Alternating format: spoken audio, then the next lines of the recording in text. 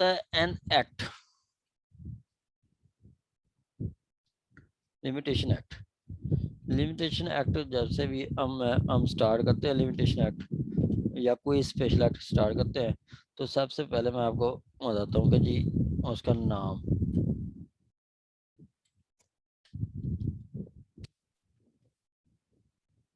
इसका नाम क्या है, लिमिटेशन एक्ट। क्या नाम है, डिलिमिटेशन एक्ट। ये आपका नाम है, कंप्लीट नेम है, और इसका जो शार्ट टाइटल है वो आपका, ये भी आप कह सकते हैं इसका एक्ट नंबर 9 ऑफ 908। अब एक्ट नंबर 9 क्या है, एक्ट नंबर 9 ये 908 1908 का जो एक्ट नंबर 9 था वो लिमिटेशन एक्ट था। मतलब 1908 में पार्लियामेंट ने जो नवा लॉ पास किया था वो लिमिटेशन एक्ट था। ठीक है। अच्छा, अब ये ऑफिशियल गजट में कब पब्लिश हुआ, ऑफिशियल गजट में पब्लिश हुआ 17 अगस्त को। कब, 17 अगस्त 1908 को, 17 अगस्त 1908 को।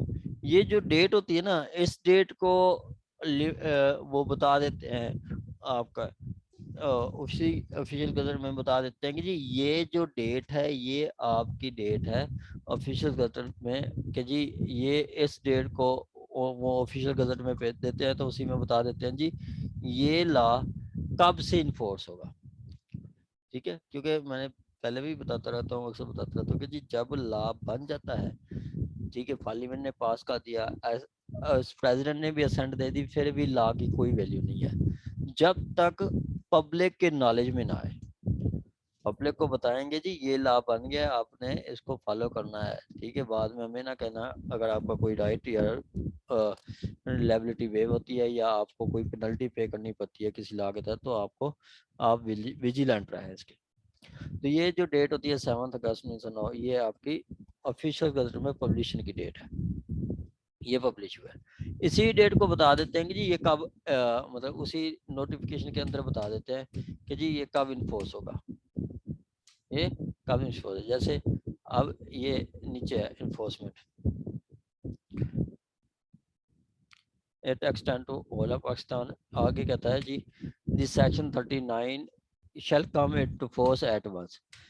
सेक्शन 31 कहता है कि जी ऑन उसी टाइम इन्फोर्स हो गया था, shall come into force at once, कि उसी टाइम इन्फोर्स हो गया था। ठीक हो गया। अब दूसरा क्या है, दूसरा कहता है the rest of act shall come into force eight 1 जनवरी 1909। जी जो सेक्शन 31 था वो तो उसी दिन लागू हो गया था, बाकी जो एक्ट है वो उन्होंने रखा है उसकी डेट 1/1/2000 1909, 1/1/2000 1909।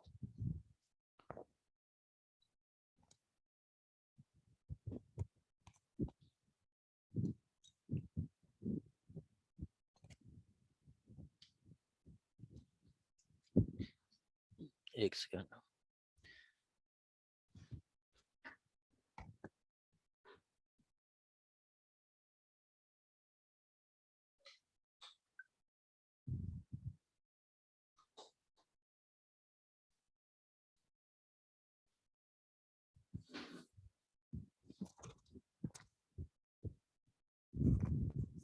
ठीक हो गया जी। पहला जो भी सेक्शन होता है ना किसी भी एक्ट का, उसमें 3 चीजें होती है। एक आपका शार्ट टाइटल के उसका नाम क्या है, दूसरा एक्सटेंट के एरिया कहाँ पे है, कहाँ कहाँ वो इन्फोर्स होगा, तीसरा कि जी आपका कमेंसमेंट के कब वो लागू होगा, तीसरा वो बता रहा है कि जी सिर्फ 31 तो on the spot on the at once release हो गया। एट वंस का मतलब ये होता है कि जी ये उसी टाइम जैसे ही ऑफिशियल गजट में पब्लिश किया गया उसी टाइम लागू हो गया, उसी टाइम लागू हो गया। जैसे ये आपका ये कौन सा है, कोड ऑफ क्रिमिनल प्रोसीजर, या आपका वहाँ पे भी मतलब वही होता है, वो बता देते हैं कि जी कब कब ये लागू होगा। अच्छा, आगे आपका कहता है जी जो आपका प्रियम्बल होता है ना, प्रियम्बल, प्रियम्बल 3 चीजें बताता है। एसओपी सब उसका स्कोप क्या है, ऑब्जेक्ट क्या है और पर्पस क्या है। प्रियम्बल किसी भी लॉ का 3 चीजें बताता है, ऑब्जेक्ट, स्कोप और आपका पर्पस। कहता है where it is expedient to consolidate and amend the law relating to limitation.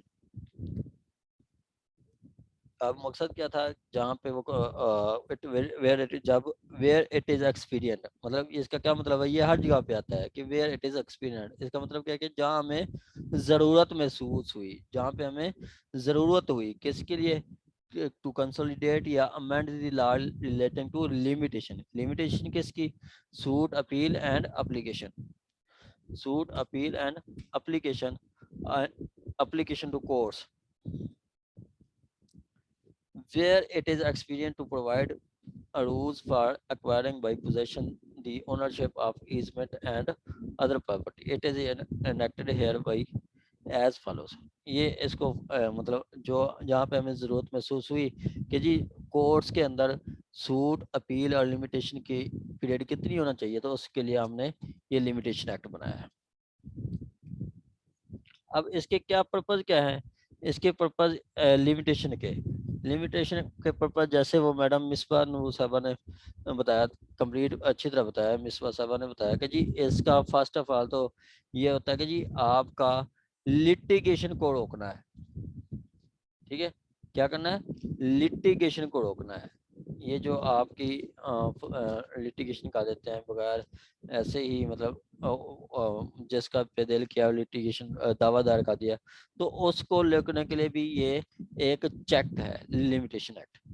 ठीक है, ये एक चेक है। ठीक है कि जी क्या, reduce the litigation cost, reduce the litigation cost, कि आपका लिटिगेशन को रोकने के लिए भी आपका ये चेक हो सकता है। दूसरा क्या है कि जी आपका minimise the deterioration of evidence, evidence को वेस्ट होने से बचाने के लिए भी आपको बता देते हैं कि जी आप आज जो एक आपके पास सबूत है, हो सकता है 20 साल बाद आपके पास ना हो।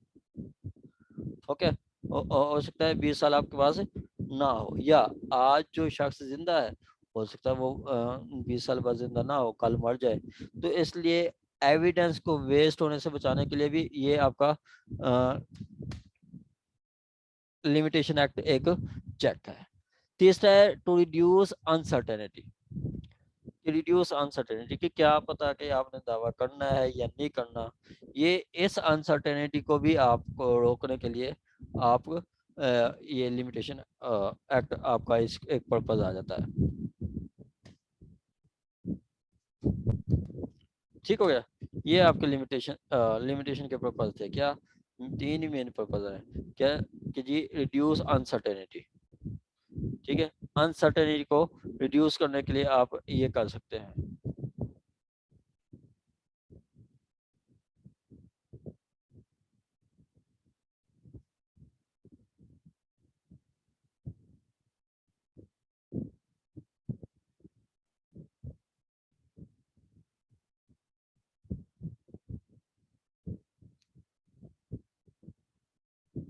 तो ये बस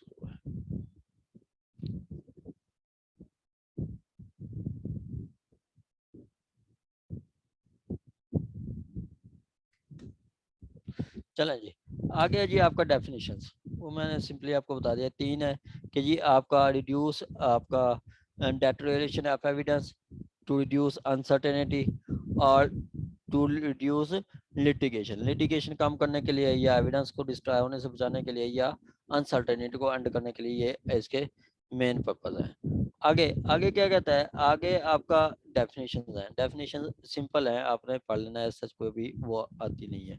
डेफिनेशन क्या है कि एप्लीकेंट कौन होता है, applicant as a person who has right to apply, was right to apply. Applicant include any person from whom an applicant drive is right to apply।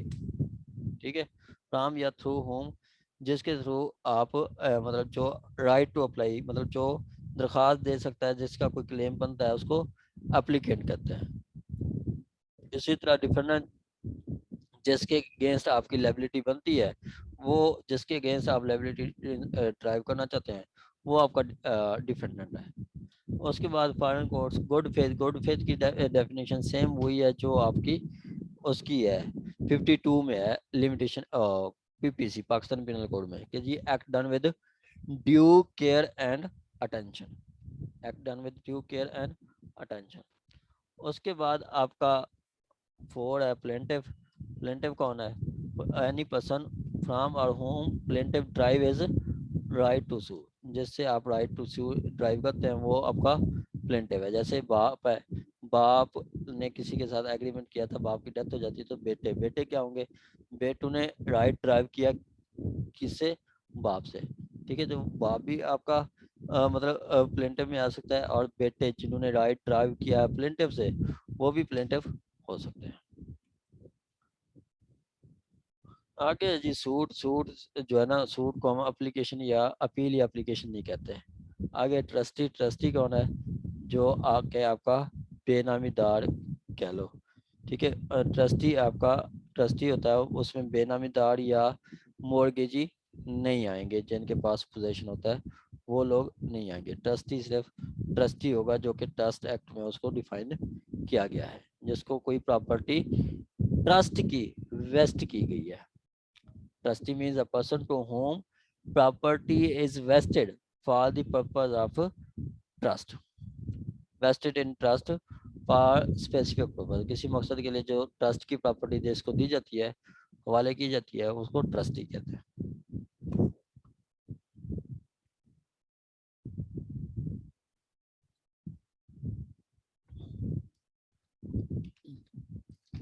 चलें जी, आगे क्या कहता है? आगे आपका कहता है section 3। Section 3 most important. Section 3 ही आपका सेक्शन है।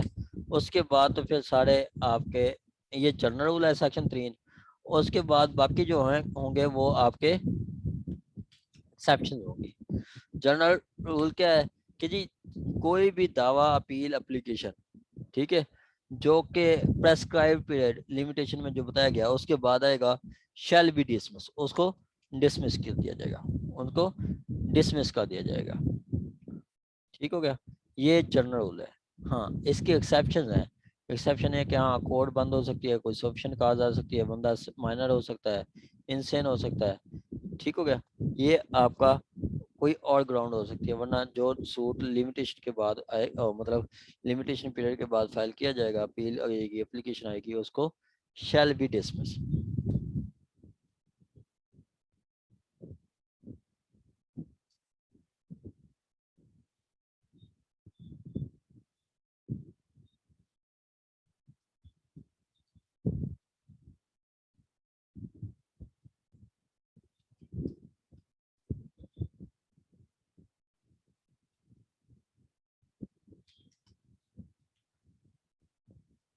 सर जी मैडम। सर इसका क्या मतलब है? Although limitation has been set up as a defence. Limitation आपका डिफेंस नहीं बनेगा। जी सर। सर मतलब कि आप जितना मर्जी कह दें कि जी नहीं ये रीजन है हमें लिमिटेशन ग्रांट किया जाए, फिर भी वो डिसमिस होगा। हाँ जी, ठीक जी है, वो सर। डिसमिस किया जाएगा, लिमिटेशन आपका सेटअप नहीं होगा। यहाँ से देखें, पहले छोड़ दें उसको, वो एक्सेप्शन है 4 से 15।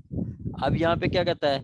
अब यहाँ पे देखें, कहता है कि जी एवरी सूट, एवरी सूट क्या होता है? वो लॉ की लैंग्वेज में हम कहते हैं सूट इंस्टीट्यूट किया जाता है, और अपील प्रेफर की जाती है, और एप्लीकेशन मेड की जाती है। जब हम दावा भी लिखते हैं तो हम कहते हैं and the plaintiff instituted the suit before the run competent court of jurisdiction. ठीक है, तो हम कहते हैं सूट इंस्टीट्यूट हुआ, अपील प्रेफर की जाती है और एप्लीकेशन दी जाती है। जब कोई सूट या अपील या एप्लीकेशन मेड, फाइल या प्रेफर की जाती है, कब? After period of limitation, after period of limitation, after period of limitation, limitation period के बाद। ठीक है, जो कि प्रिस्क्राइब्ड है इसी लॉ में। ठीक है, therefore by the first schedule, first schedule एक शेड्यूल दिया गया है वो, उसके बाद अगर की जाती है तो क्या है जी? Shall be dismissed, shall be dismiss, उसको डिसमिस किया जाएगा। ठीक है, although the limitation has not set up as defence, limitation उसका कोई डिफेंस नहीं देगा, लिमिटेशन है उसको कोई डिफेंड नहीं देगा। ये आपका है सेक्शन 3, ये आपका सेक्शन 3 है, ठीक है, ये आपका सेक्शन 3 है। इसको अगर मैं मजीद शार्ट करूं तो आप ये कह सकते हैं जी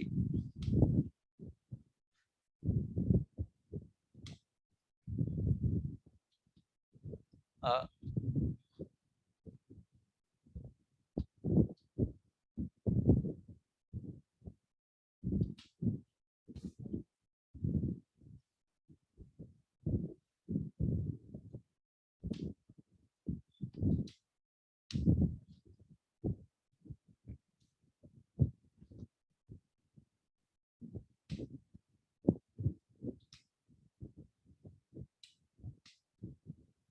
ये है आपका पूरा सेक्शन 3, ठीक है। ये क्या है, सेक्शन 3।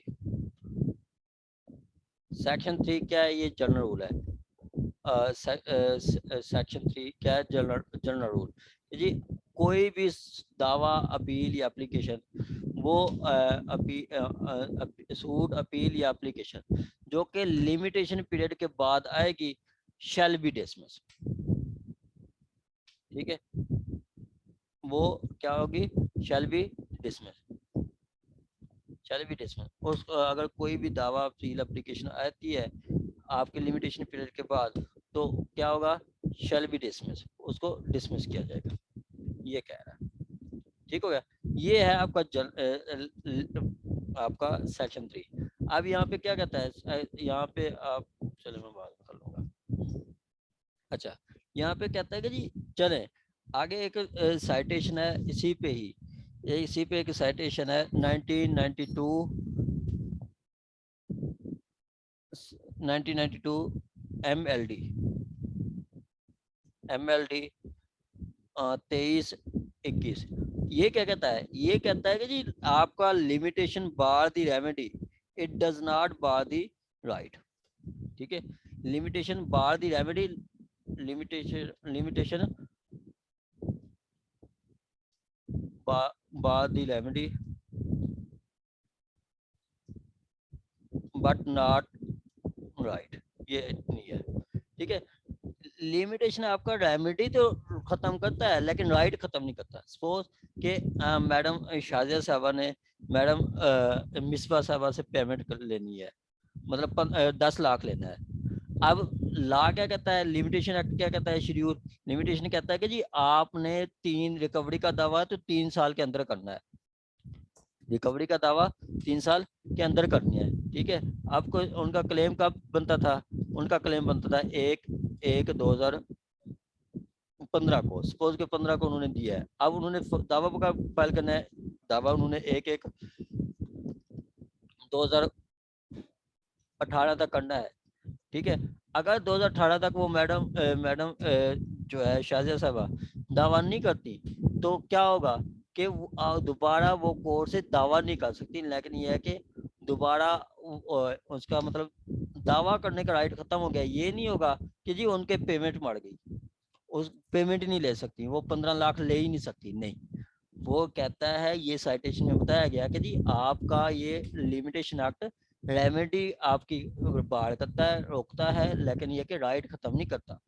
ये किसी और तरीके से लेना चाहें तो ले सकती है, लेकिन ये कि 3 साल के अंदर ये इन्होंने दावा दायर करना है, 3 साल के बाद अगर आती हैं तो दावा दायर नहीं कर सकती, ठीक है, सूट फॉर रिकवरी फाइल नहीं कर सकती। हाँ, और किसी तरीके से लेना चाहें तो वो ले सकती है। तो ये क्या कहता है कि जी आपने कोई सूट फाइल करना है तो आपने विद इन टाइम करना है, विद इन टाइम करना है, ठीक हो गया। अब एक और साइटेशन है, ये जो साइटेशन है ये पूरी जजमेंट आपकी लिमिटेशन पे है, ये पूरी जजमेंट लिमिटेशन पे है, ठीक है। कौन सी, ये जजमेंट PLD 1985 सुप्रीम कोर्ट 1553, ये टाइटल है आपका, ये भी सेक्शन 3 पे ही है, ठीक है, सेक्शन 3 पे। पूरी जजमेंट लिमिटेशन पे है। हकीम मोहम्मद बूटा वर्सेस हबीब अहमद, ये पूरी साइटेशन आपका लिमिटेशन पे है, ठीक है। और इसमें जो स्पेशल पैरा नंबर 4 है वो आपका लिमिटेशन के बारे में बताता है, ठीक है। पैरा पैरा 4, ठीक हो गया। इसी तरह एक और लिमिटेशन एक साइटेशन है 2016 2016 CLC 2016 CLC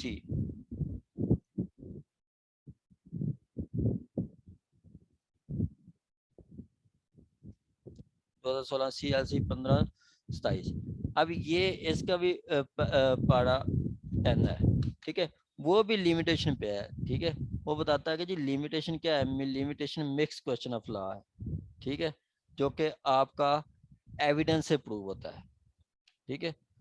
वो के उसके लिए कोड इशू फ्रेम करती है और वो एविडेंस से प्रूव होता है, ठीक है। कोड एक इशू फ्रेम, जब ये लिमिटेशन का इशू आ जाए, ठीक है, सपोज के इन्होंने फाइल करना था, दावा करना था मिस शाहजहां ने 2015 के अंदर, ठीक है, और 18 के अंदर इन्होंने दावा फाइल किया, फाइल सूट कब इन एन टू 19। अब ये कहती हैं कि जी कोई प्ली लेते हैं, सफिशिएंट काज ले आती हैं, या कोई प्ली ले लेते हैं जी कोर्ट्स बंद थी कोविड की वजह से, या वो कोई और प्ली लेती हैं, ठीक है जी, मेडिकल की ग्राउंड ले लेती हैं जी, मैं बेड रिडन थी। तो ये क्या होगा, कोर्ट इस पे इशू फ्रेम करेगी, ठीक है। वो इशू फ्रेम करेगी whether the whether the whether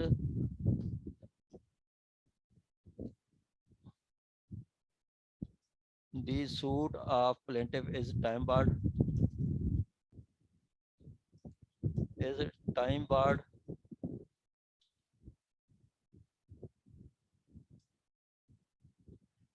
hence liable to dismiss,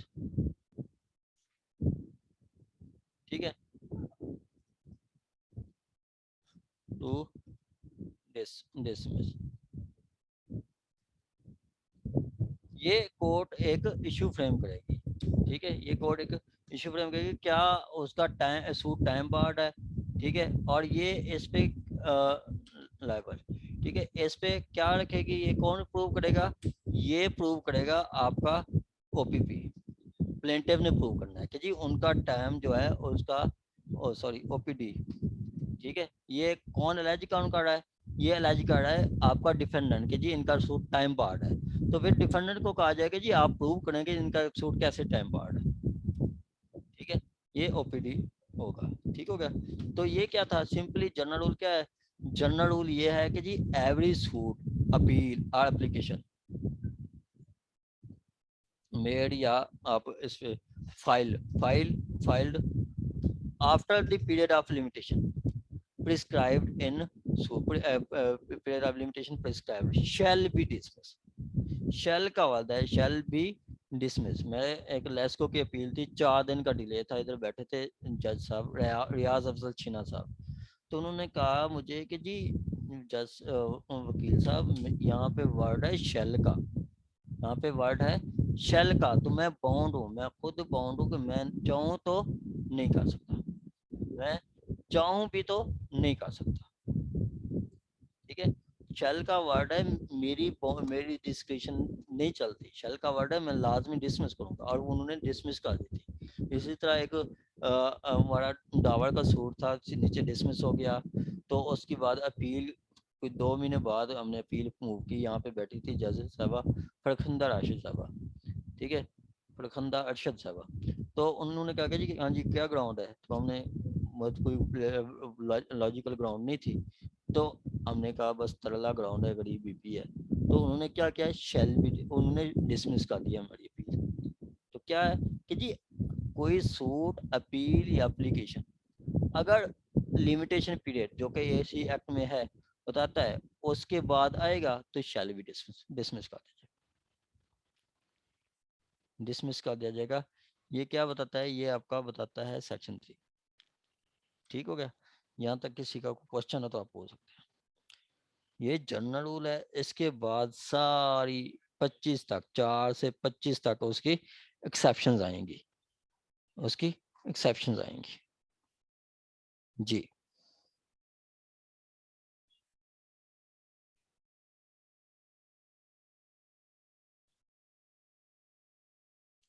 जी, आवाज आ रही है सबको?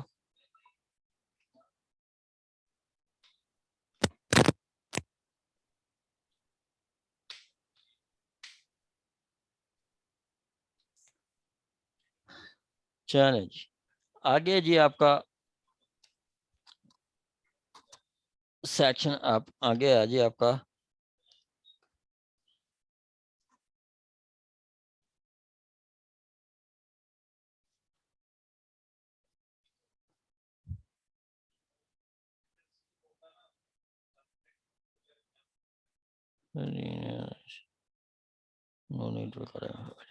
आगे जी सेक्शन 4, आगे जी सेक्शन 4।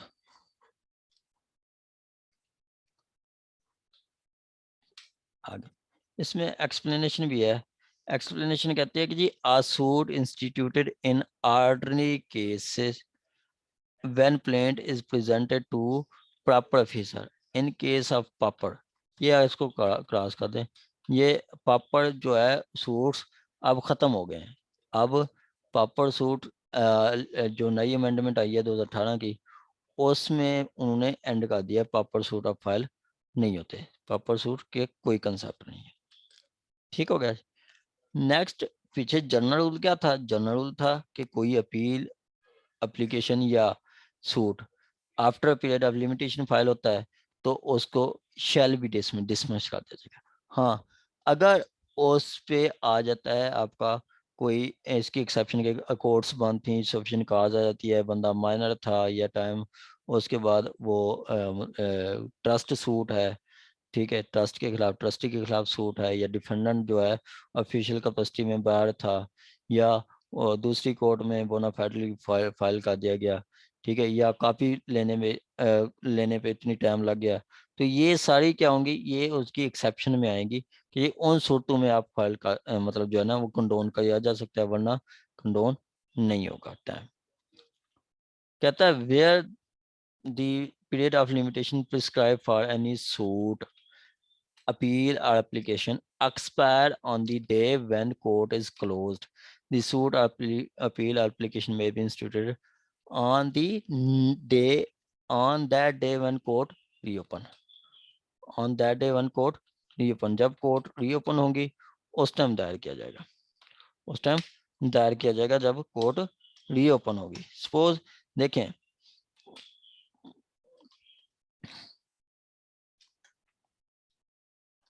सेक्शन 4, ठीक है। अब क्या कहता है, अब कहता है जी सपोज के ये कहता है सेक्शन 4 कि जब आपकी कोर्ट्स क्लोज थी, ठीक है, जब टाइम एक्सपायर हुआ, ठीक है, कोर्ट्स क्लोज थी, कोर्ट्स क्लोज थी, ठीक हो गया। तो अब कब करें, कब कर सकते हैं? जब कोर्ट्स रीओपन होंगी, जब कोर्ट्स रीओपन होंगी, ओ सॉरी, कोर्ट्स रीओपन होंगी। देखें सपोज के दावा डिक्री हुआ सूट डिक्री हुआ एक 25/11/2020 को, ठीक है, 25/11/2020 को। अब जो दावा डिक्री हो जाता है उसकी अपील जो होती है वो विद इन 30 डेज होती है, ठीक है। और आपने अपील कब फाइल करनी थी? अपील जो है, अपील विद इन 30 डेज, 30 दिन, 30 डेज अपील फाइल करनी होती है। और वो विद इन 30 डेज कब होते हैं? वो होते हैं 24/11, 24 24/12, 24/12। अब जो प्रैक्टिशनर है उनको पता होगा कि जी इस डेट को तो कोर्ट में लास्ट वीक होता है, लास्ट वीक आपकी छुट्टियां होती हैं, किस चीज की छुट्टियां होती हैं? आपकी विंटर हॉलीडेज होती हैं। क्या होता है? विंटर हॉलीडेज होती हैं, ठीक है, ये विंटर हॉलीडेज होती हैं,